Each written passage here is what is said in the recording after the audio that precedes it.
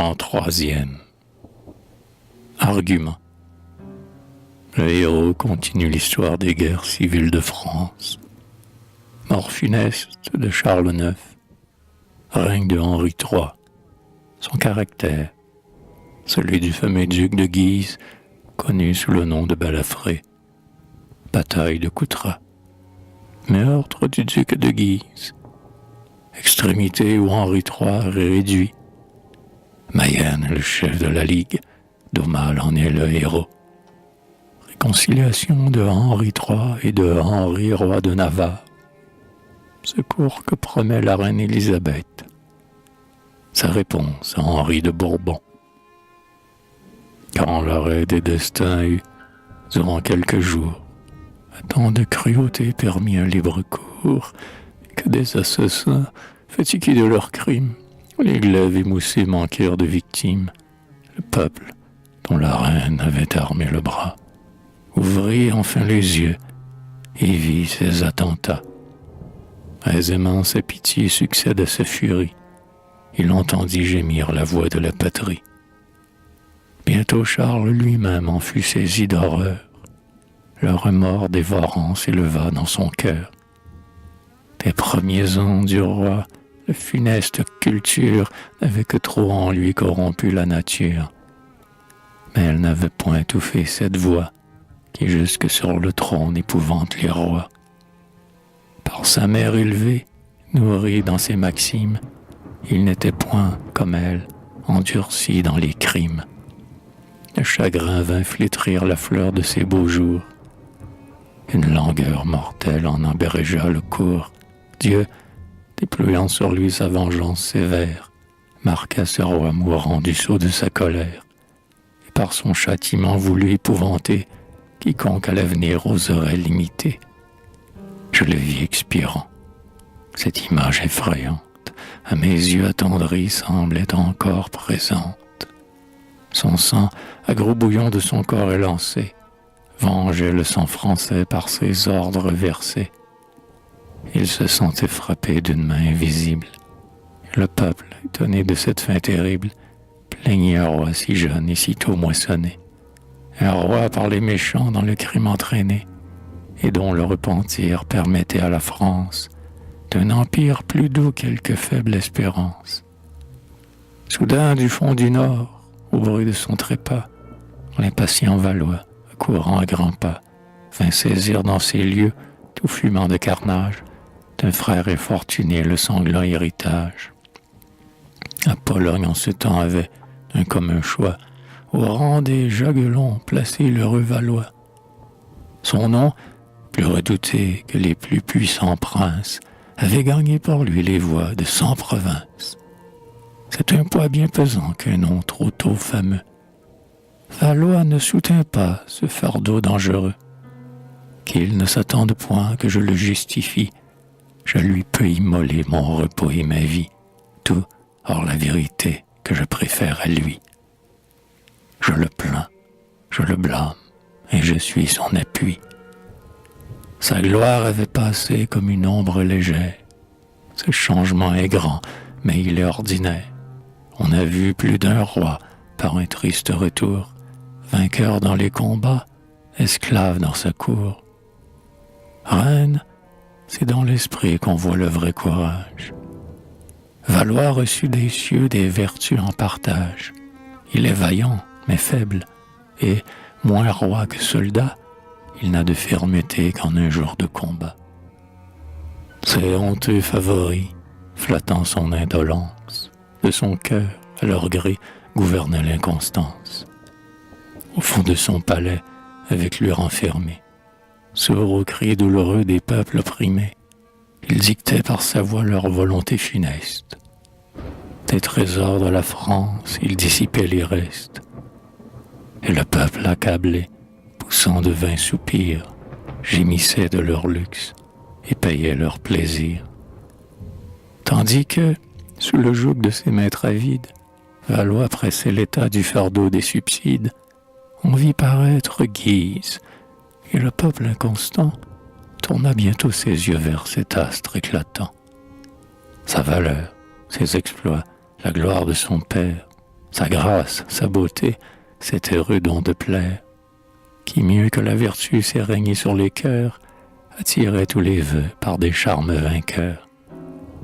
Nul ne sut mieux que lui le grand art de séduire, nul sur ses passions n'eut jamais plus d'empire, et ne sut mieux cacher, sous des dehors trompeurs, des plus vastes desseins les sombres profondeurs. Altier, impérieux, mais souple et populaire, des peuples en public il plaignait la misère, détestait des impôts le fardeau rigoureux. Le pauvre allait le voir, et revenait heureux, il savait prévenir la timide indigence. Ses bienfaits dans Paris annonçaient sa présence. Il se faisait aimer des grands qu'il haïssait, terrible et sans retour alors qu'il offensait. Téméraire en ses vœux, sage en ses artifices, brillant par ses vertus et même par ses vices, connaissant le péril et ne redoutant rien, heureux guerrier, grand prince et mauvais citoyen. Quand il eut quelque temps essayé sa puissance, et du peuple aveuglé crut fixer l'inconstance, il ne se cacha plus, et vint ouvertement du trône de son roi briser le fondement. Il forma dans Paris cette ligue funeste, qui bientôt de la France infecta tout le reste. Monstre affreux, qu'on nourrit les peuples et les grands, engraissés de carnage et fertile en tyrans. La France dans son sein vit alors deux monarques. L'un n'en possédait plus que les frivoles marques, l'autre, inspirant partout l'espérance sous l'effroi, à peine avait besoin du 20 titre de roi. Valois se réveilla du sein de son ivresse. Ce bruit, cet appareil, ce danger qui le presse, ouvrirent un moment ses yeux appesantis. Mais du jour importun, ses regards éblouis ne distinguèrent point, au fort de la tempête, les foudres menaçants qui grondaient sur sa tête. Et bientôt fatigué d'un moment de réveil, las, et se rejetant dans les bras du sommeil, entre ses favoris et parmi les délices, tranquille, il s'endormit au bord des précipices. Je lui restais encore, et tout près de périr, il n'avait plus que moi qui pût le secourir. Héritier, après lui, du trône de la France, mon bras sans balancer s'armait pour sa défense. J'offrais à sa faiblesse un nécessaire appui. Je courais le sauver ou me perdre avec lui. Mais Guise, trop habile et trop savant à nuire, l'un par l'autre, en secret, songeait à nous détruire. Que dis-je? Il obligea Valois à se priver de l'unique soutien qui le pouvait sauver. De la religion, le prétexte ordinaire fut un voile honorable à cet affreux mystère. Par sa feinte vertu, tout le peuple échauffé ranima son courroux encore mal étouffé. Il leur représentait le culte de leur père. Les derniers attentats des sectes étrangères me peignaient ennemi de l'Église de Dieu. Il porte, disait-il, ses erreurs en tout lieu. Il suit d'Élisabeth les dangereux exemples. Sur vos temples détruits, il va fonder ses temples. Vous verrez dans Paris ses prêches criminels. Tout le peuple, à ces mots, trembla pour ses autels. Jusqu'au palais du roi, l'alarme en est portée. La Ligue, qui feignait d'en être épouvantée, vient de la part de Rome annoncer à son roi que Rome lui défend de s'unir avec moi. Hélas, le roi, trop faible, obéit sans murmure. Et, lorsque je volais pour venger son injure, j'apprends que mon beau-frère, à la Ligue soumis, s'unissait pour me perdre avec ses ennemis. De soldats, malgré lui, couvraient déjà la terre, et par timidité me déclaraient la guerre. Je plaignis sa faiblesse, et, sans rien ménager, je courus le combattre, au lieu de le venger. De la Ligue, en 100 lieues, les villes alarmées, contre moi dans la France enfante et désarmée, joyeuse, avec ardeur, venait fondre sur moi. Ministre impétueux des faiblesses du roi, Guise, dont la prudence égalait le courage, dispersait mes amis, leur fermait le passage. D'armes et d'ennemis pressés de toutes parts, je les défiais tous, et tenter les hasards. Je cherchais dans Coutras superbe, joyeuse. Vous savez, sa défaite et sa fin malheureuse. Je dois vous épargner les récits superflus. Non, je ne reçois point vos modestes refus. Non, ne me privez point, dit l'auguste princesse, d'un récit qui m'éclaire autant qu'il m'intéresse. N'oubliez point ce jour, ce grand jour de Coutras, vos travaux, vos vertus, joyeuses, et son trépas. L'auteur de tant d'exploits doit seul me les apprendre. Et peut-être je suis digne de les entendre. Elle dit. Le héros, à ce discours flatteur, sentit couvrir son front d'une noble rougeur. Et réduit à regret à parler de sa gloire, il poursuivit ainsi cette fatale histoire. De tous les favoris qu'idolâtrait Valois, qui flattaient sa mollesse et lui donnaient des lois, joyeuse, née d'un sang chez les Français insigne, d'une faveur si haute était le moins indigne. Il avait des vertus, ici de ces beaux jours, la Parque, en ce combat, n'eût abrégé le cours, sans doute aux grands exploits son âme accoutumée, aurait de Guise un jour atteint la renommée. Mais nous aurait jusqu'alors au milieu de la cour, dans le sein des plaisirs, dans les bras de l'amour, il n'eut à m'opposer qu'un excès de courage, dans un jeune héros dangereux avantage. Les courtisans en foule, attachés à son sort, du sein des voluptés s'avançaient à la mort. Des chiffres amoureux, gages de leur tendresse, tressaient sur leur habit les noms de leur maîtresse. Leur arme éclatait du feu des diamants, de leurs bras énervés frivoles ornements. Ardents, tumultueux, privés d'expérience, ils portaient au combat leur superbe imprudence. Orgueilleux de leur pompe et fiers d'un camp nombreux, sans ordre ils s'avançaient d'un pas impétueux. D'un éclat différent mon camp frappait leur vue. Mon armée, en silence à leurs yeux étendus, n'offrait de tous côtés que farouches soldats, endurcis aux travaux, vieillis dans les combats, accoutumés d'au sang, et couverts de blessures. Leurs fers et leurs mousquets composaient leur parure. Comme eux vêtus sans pompe, armés de fer comme eux, je conduisais au cou leur escadron poudreux. Comme eux, de 1000 morts affrontant la tempête, je n'étais distingué qu'en marchant à leur tête. Je vis nos ennemis vaincus et renversés, sous nos coups expirants, devant nous dispersés. À regret dans leur sein j'enfonçais cette épée, qui du sang espagnol eût été mieux trempée. Et il le faut avouer, parmi ces courtisans, que moissonna le fer en la fleur de leurs ans, aucun ne fut percé que de coups honorables, tous fermes dans leur poste, et tous inébranlables. Ils voyaient devant eux avancer le trépas, sans détourner les yeux, sans reculer d'un pas. Des courtisans français, tel est le caractère. La paix n'amollit point leur valeur ordinaire. De l'ombre du repos, ils volent au hasard.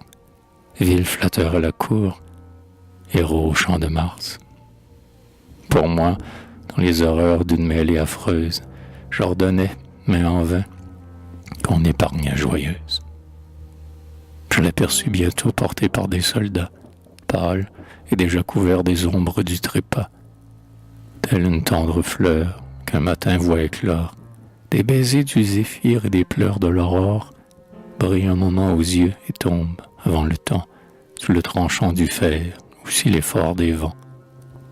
Mais pourquoi rappeler cette triste victoire? Que ne puis-je plutôt ravir à la mémoire les cruels monuments de ces affreux succès?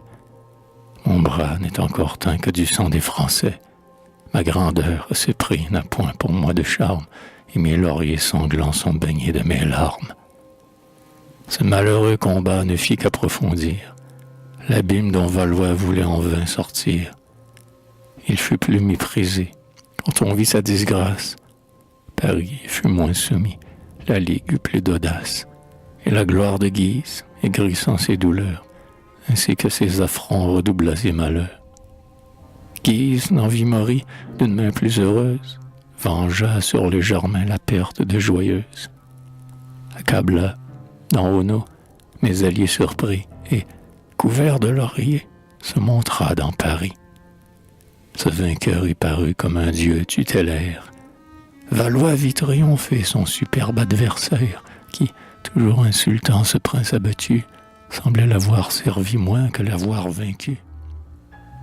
Là on dirait enfin le plus faible courage. L'insensible Valois ressentit cet outrage. Il voulut, d'un sujet réprimant la fierté, essayer d'emparer sa faible autorité. Il n'en était plus temps. La tendresse et la crainte, pour lui dans tous les cœurs, étaient alors éteintes. Son peuple audacieux, prompt à se mutiner, le prit pour un tyran qu'il voulut régner. On s'assemble, on conspire, on répand des alarmes. Tout bourgeois et soldat, tout Paris est en armes. Mais le rempart naissant, qu'un instant a formé, menace de Valois les gardes enfermés. Guise, tranquille et fier au milieu de l'orage, précipité du peuple où retenait la rage, de la sédition gouvernait les ressorts et faisait à son gré mouvoir ce vaste corps. Tout le peuple au palais courait avec furie. Si Guise eût dit un mot, Valois était sans vie. Mais, lorsque d'un coup d'œil il pouvait l'accabler, il parut satisfait de l'avoir fait trembler. Et, des mutins lui-même arrêtant la poursuite, lui laissa par pitié le pouvoir de la fuite. Enfin Guise attenta, quel que fût son projet, trop peu pour un tyran, mais trop pour un sujet. Quiconque a pu forcer son monarque à le craindre, a tout à redouter, s'il ne veut tout enfreindre. Guise, en ses grands desseins de ce jour affermis, vit qu'il n'était plus temps de foncer à demi, et qu'élevé si haut, mais sur un précipice, s'il ne montait au trône, il marchait au supplice.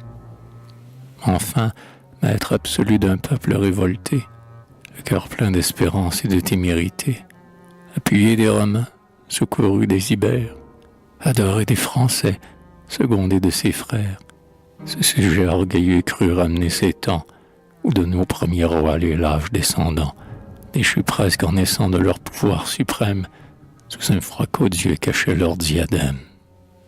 Et, dans l'ombre d'un cloître en secret gémissant, abandonnaient l'empire aux mains de leurs tyrans. Valois, qui cependant différait sa vengeance, tenait alors dans Blois les États de la France. Peut-être on vous a dit quels furent ces États. On proposa des lois qu'on n'exécuta pas. De mille députés l'éloquence stérile y fit de nos ébus un détail inutile. Car de tant de conseils le fait le plus commun est de voir tous nos maux sans en soulager un. Au milieu des États, Guise avec arrogance de son prince offensé vint braver la présence, s'assit auprès du trône et, sûr de ses projets, crut dans ses députés voir autant de sujets. Déjà leur troupe indigne, à son tyran vendu, allait mettre en ses mains la puissance absolue, lorsque, las de le craindre et las de l'épargner, Valois voulut enfin se venger et régner. Son rival, chaque jour, soigneux de lui déplaire, dédaigneux ennemi, méprisait sa colère, ne soupçonnant pas même, en ce prince hérité, pour un assassinat assez de fermeté. Son destin l'aveuglait, son heure était venue. Le roi le fit lui-même immoler à sa vue. De 100 coups de poignard indignement percés, son orgueil, en mourant, ne fut point abaissé. Et ce front que Valois craignait encore peut-être, tout pâle et tout sanglant, semblait braver son maître. C'est ainsi que mourut ce sujet tout-puissant, de vice, de vertu assemblage éclatant. Le roi, dont il ravit l'autorité suprême, le souffrit lâchement et s'en vengea de même. Bientôt ce bruit affreux se répand dans Paris. Le peuple épouvanté remplit l'air de ses cris. Les vieillards désolés, les femmes éperdues, vont du malheureux Guise embrasser les statues. Tout Paris croit avoir, en ce pressant danger, l'Église à soutenir et son père à venger. De Guise, au milieu d'eux, le redoutable frère, Mayenne, à la vengeance anime leur colère, et, plus par intérêt que par ressentiment, il allume en 100 lieux ce grand embrasement. Mayenne, dès longtemps nourrie dans les alarmes, sous le superbe guise avait porté les armes. Il succède à sa gloire, ainsi qu'à ses desseins. Le sceptre de la Ligue a passé dans ses mains. Cette grandeur sans borne, à ses désirs si chers, le console aisément de la perte d'un frère. Il servait à regret, et Mayenne aujourd'hui a mieux le venger que de marcher sous lui. Mayenne a, je l'avoue, un courage héroïque. Il sait, par une heureuse et sage politique, réunir sous ses lois mille esprits différents. Ennemis de leur maître, esclaves des tyrans, il connaît leur talent, il sait en faire usage. Souvent du malheur même il tire un avantage. Guise avec plus d'éclat éblouissait les yeux, fut plus grand, plus héros, mais non plus dangereux. Voilà quelle est Mayenne, et quelle est sa puissance. Autant la Ligue altière espérant sa prudence, autant le jeune au mal, au cœur présomptueux, répand dans les esprits son courage orgueilleux. D'Aumale est du parti le bouclier terrible. Il a jusqu'aujourd'hui le titre d'invincible. Mayenne, qui le guide au milieu des combats, est l'âme de la Ligue, et l'autre en est le bras. Cependant, des Flamands l'oppresseur politique, ce voisin dangereux, ce tyran catholique, ce roi dont l'artifice est le plus grand soutien, ce roi, votre ennemi, et plus encore le mien, Philippe de Mayenne embrassant la querelle, soutient de nos rivaux la cause criminelle. Et Rome, qui devait étouffer tant de mots, rame de la discorde allume les flambeaux. Celui qui des chrétiens se dit encore le père, met aux mains de ses fils un glaive sanguinaire. Des deux bouts de l'Europe, à mes regards surpris, tous les malheurs ensemble accourent dans Paris. Enfin, roi sans sujet, poursuivi sans défense, Valois s'est vu forcé d'implorer ma puissance. Il m'a cru généreux et ne s'est point trompé. Des malheurs de l'État, mon cœur s'est occupé. Un danger si pressant infléchit ma colère. Je n'ai plus, dans Valois, regardé qu'un beau-frère. Mon devoir l'ordonnait. J'en ai subi la loi. Et roi, j'ai défendu l'autorité d'un roi. Je suis venu vers lui sans traité, sans otage. Votre sort, ai-je dit, est dans votre courage. Venez mourir ou vaincre au rempart de Paris. Alors un noble orgueil remplit ses esprits. Je ne me flatte point d'avoir pu dans son âme verser, par mon exemple, une si belle flamme. Sa disgrâce a sans doute éveillé sa vertu. Il gémit du repos qui l'avait abattu. Valois avait besoin d'un destin si contraire, et souvent l'infortune au roi est nécessaire. Tel était de Henri les sincères discours. Des Anglais, cependant, y pressent le secours. Déjà du haut des murs de la ville rebelle, la voix de la victoire en son camp le rappelle. 1000 jeunes Anglais vont bientôt sur ses pas, fendre le sein des mers et chercher les combats. Essex est à leur tête, Essex dont la vaillance a des fiers Castillans confondu la prudence, et qui ne croyaient pas qu'un indigne destin dût flétrir les lauriers qu'avait cueillis sa main. Henri ne l'attend point, ce chef que rien n'arrête, impatient de vaincre, à son départ s'apprête. Allez, lui dit la reine, allez, digne héros, mes guerriers sur vos pas traverseront les flots. Non, ce n'est point Valois, c'est vous qu'ils veulent suivre. À vos soins généreux, mon amitié les livre. Au milieu des combats, vous les verrez courir, plus pour vous imiter que pour vous secourir. Formés par votre exemple au grand art de la guerre, ils apprendront sous vous à servir l'Angleterre. Puisse bientôt la Ligue expirer sous vos coups. L'Espagne sert Mayenne et Rome est contre vous. Allez vaincre l'Espagne et songez qu'un grand homme ne doit point redouter les vains foudres de Rome. Allez des nations venger la liberté. De Sixte et de Philippe abaisser la fierté. Philippe de son père héritier tyrannique, moins grand, moins courageux et non moins politique, divisant ses voisins pour leur donner des fers, du fond de son palais croit dompter l'univers. Sixte, au trône élevé du sein de la poussière, avec moins de puissance à l'âme encore plus fière.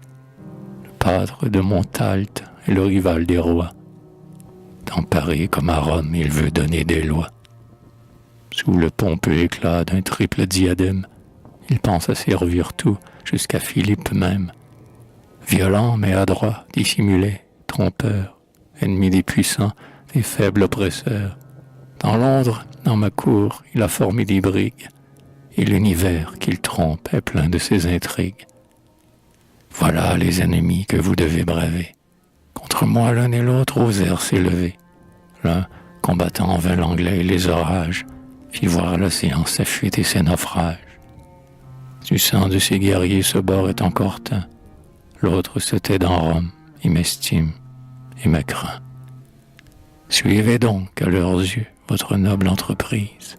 Si Mayenne est domptée, Rome sera soumise. Vous seul pouvez régler sa haine ou ses faveurs. Inflexible aux vaincus, complaisante aux vainqueurs, prête à vous condamner, facile à vous absoudre, c'est à vous d'allumer ou d'éteindre sa foudre.